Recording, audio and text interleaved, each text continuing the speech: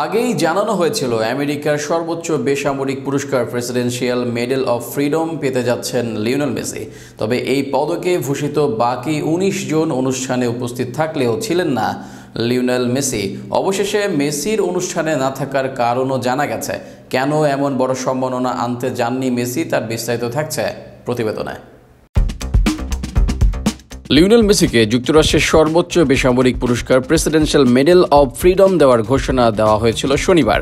এর পরের দিন রাতে ছিল সেই পুরস্কার হাতে তুলে দেওয়ার অনুষ্ঠান, যেখানে যুক্তরাষ্ট্রের প্রেসিডেন্ট জো বাইডেন নিজ হাতে মেসির গলায় পরিয়ে দিতেন এই পদক।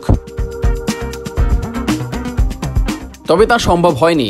লিওনেল মেসি সেই অনুষ্ঠানে যে হাজিরই হননি পুরস্কার নিতে, আর সব প্রার্থীদের সবাই এসেছেন। কিংবদন্তি বাস্কেটবল খেলোয়াড় ম্যাজিক জনসন থেকে শুরু করে হিলারি ক্লিন্টন কেউই বাদ ছিলেন না। তবে মেসি এই অনুষ্ঠানে ছিলেন অনুপস্থিত।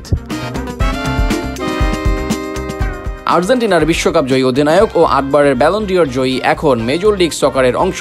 ২০২৩ সালে তিনি ২ বছরের জন্য যোগ দিয়েছিলেন লিগটির ক্লাব ইন্টার মায়ামিতে। মেসি গিয়েই সেখানকার ফুটবলে রীতিমতো তোলপাড় ফেলে দিয়েছেন। জনপ্রিয়তার তুঙ্গে চলে এসেছে ফুটবল লিগটি। এবার দ্বিতীয় ফুটবলার ও প্রথম পুরুষ ফুটবলার হিসেবে তিনি ভূষিত হন মেডেল অব ফ্রিডম পদকে।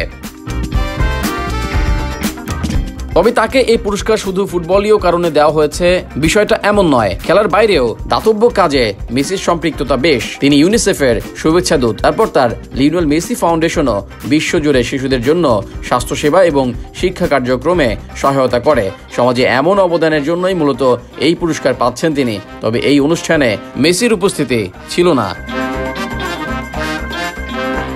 মেসির প্রতিনিধিরা জানান, তার একই সময়ে অন্য একটি কাজ ছিল যা আগে থেকেই তার সূচিতে ছিল।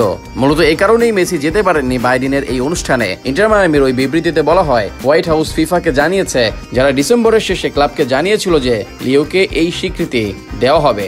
লিও ক্লাবের মাধ্যমে হোয়াইট হাউসে একটি চিঠি পাঠিয়েছিলেন যে তিনি গভীরভাবে সম্মানিত এবং এই স্বীকৃতি পাওয়া একটি বিশেষ অর্জন। কিন্তু সাংঘর্ষিক সময়সূচি ও পূর্বের প্রতিশ্রুতির কারণে তিনি উপস্থিত থাকতে পারবেন না।